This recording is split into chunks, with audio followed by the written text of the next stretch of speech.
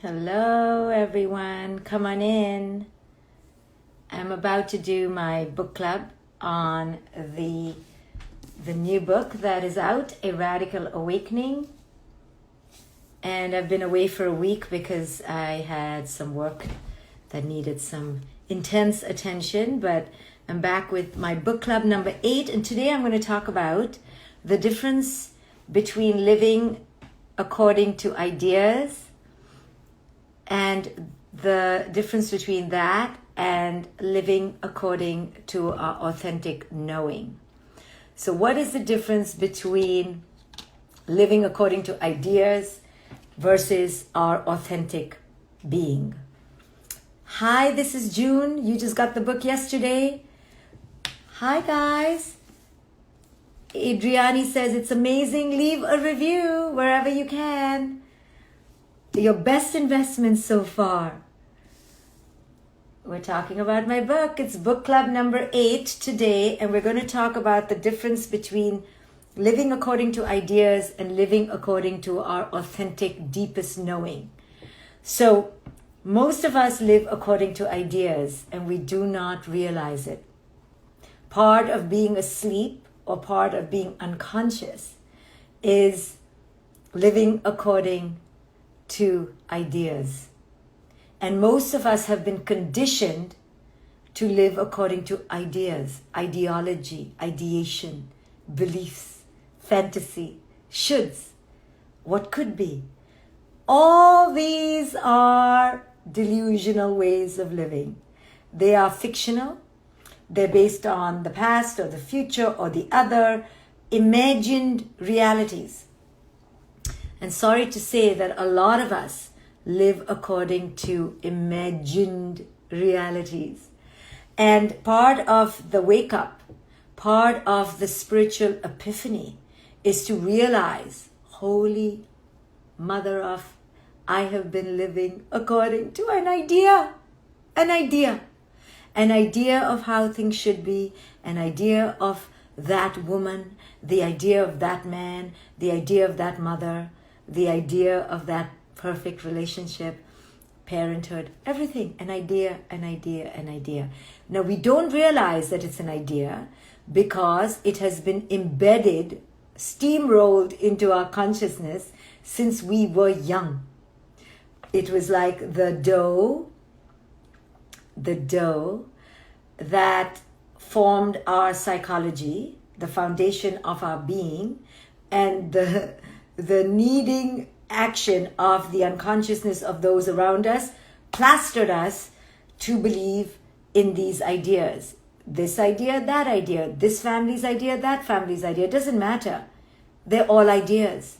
Ideas around who to worship, ideas around how to worship, ideas around success, grades, beauty, love, marriage, divorce, all ideas constructed by man and woman, all right? Mostly men, because we live in a patriarchy. So, what does that mean?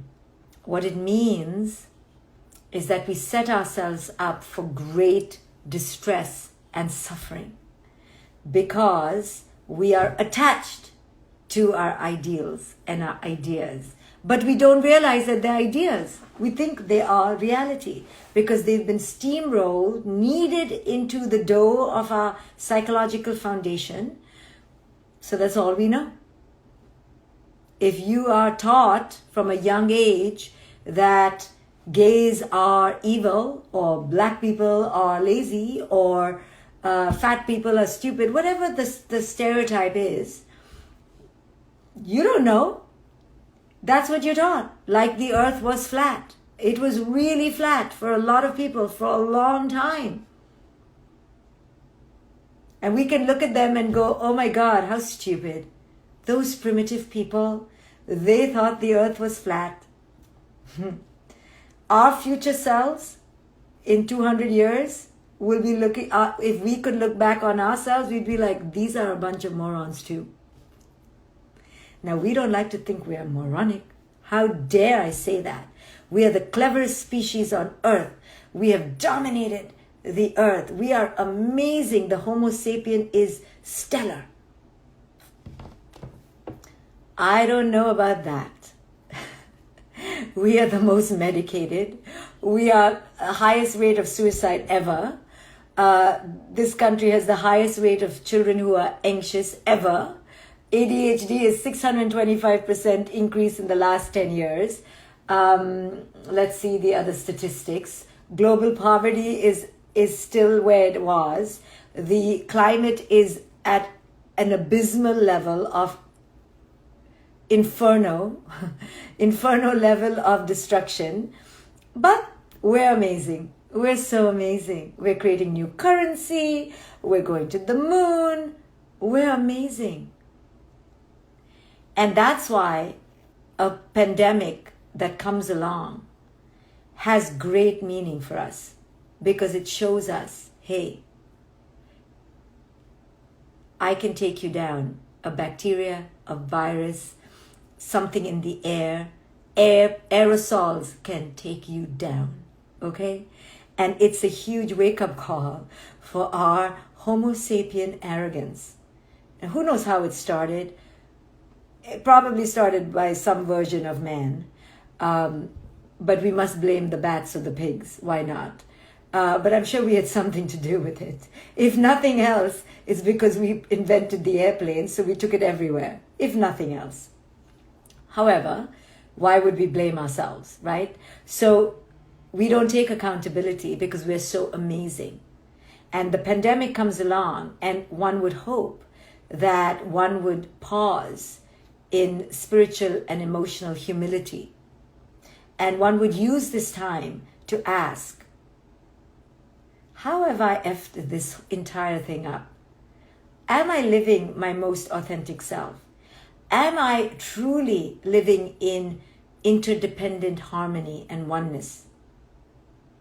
When the pandemic occurred, America was in the scourge of divisiveness, like it's never seen in the past 50 years, worse than what it was pre-Civil War. So where have we been? Have we really progressed, or have we just regressed? Where are we as a humanity? Are we together? Are we more wise? Are we more connected? Are we realizing that we've been destructing? Are we realizing that we've been living according to false ideas? Do we realize that we're way off course? Anyway, I digress. Way off course. It all starts with our conditioning to ideas. Ideas for success, ideas for wealth, for achievement, for competition, ideas for progress. Our ideas around progress have destroyed the earth. Our ideas around which God is better have destroyed nations. Our ideas that around class, caste, religious warfare right now in India, religious warfare in the Middle East, class and caste warfare all over Africa. Where are we? Racial warfare here in America, all based on false ideas. We are a global humanity that is addicted to false ideas. And God forbid we stop to ask, is my entire premise of looking at this false? But we can't look at it like that because we are asleep to it being false. So that's what I call in my book, A Radical Awakening, that we are asleep in the matrix. And women especially have so many false ideas around how we need to be the perfect woman, that ideal woman, that we are decimating our inner knowing. So this book is a wake-up call to women to stop living according to ideas around how to be a woman and to truly enter their deepest knowing. So who's bought the book? A Radical Awakening. Okay, so ideas. Ideas are at the root cause of most disharmony, dysfunction, relational warfare, national warfare, religious warfare, caste warfare. It'll all, you go whittle it down, it will be because side A has an attachment to idea A and side B has an attachment to idea B. And as long as we are attached to our ideas, we will implode. an idea of how things should be.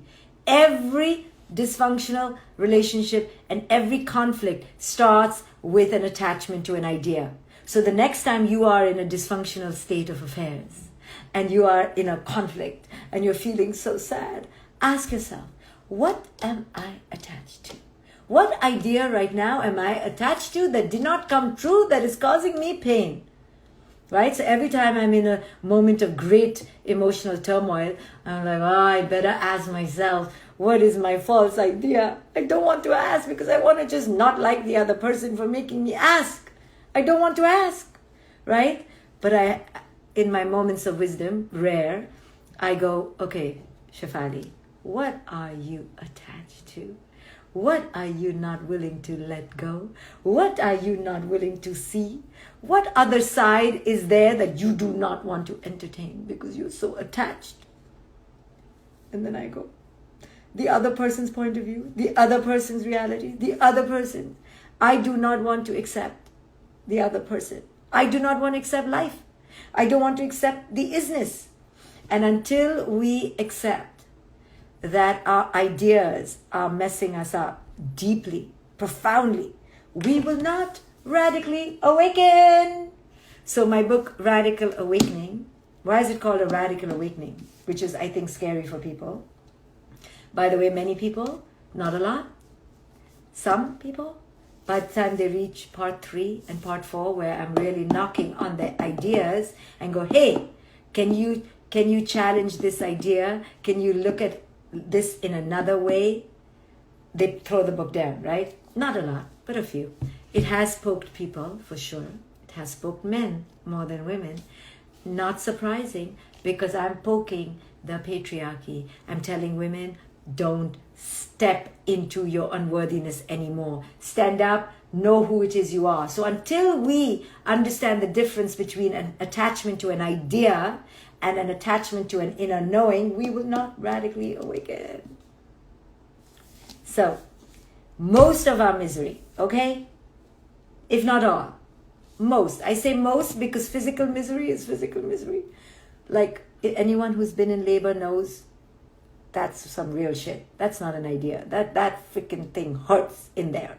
So most stuff that is not physical, that causes us suffering, is only due to an attachment to an idea.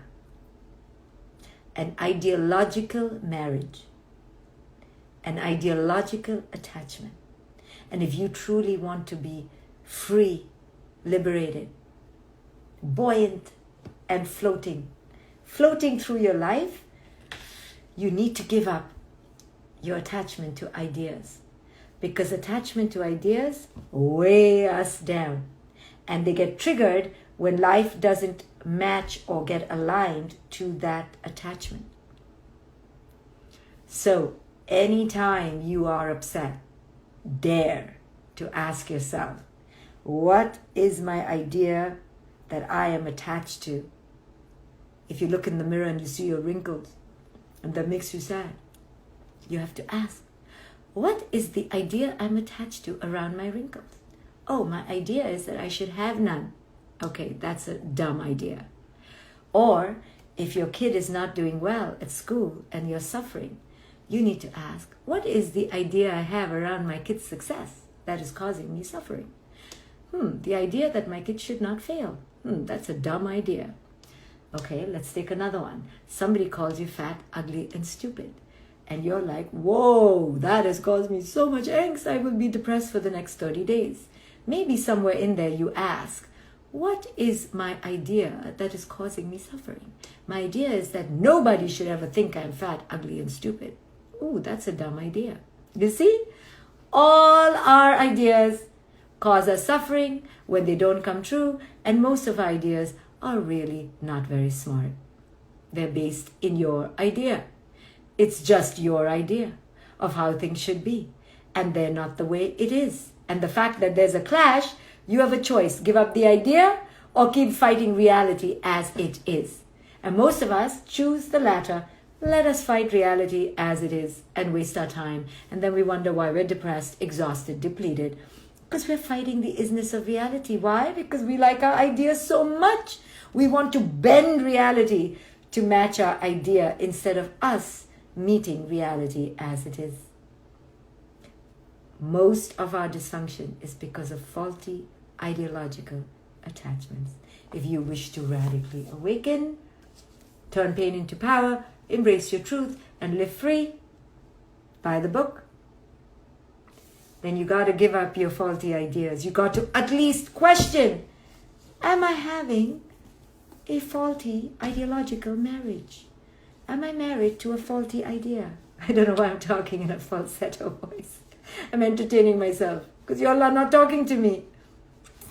That's my idea, that you should talk to me. So think about it.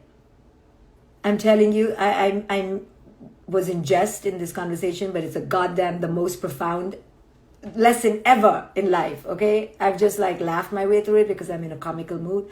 But let me tell you, this is the key to liberation. Unmarry your faulty ideas. Boom, liberation. Read the book, A Radical Awakening. Bye guys. I will see you when I see you for my next book club. Thank you for joining me.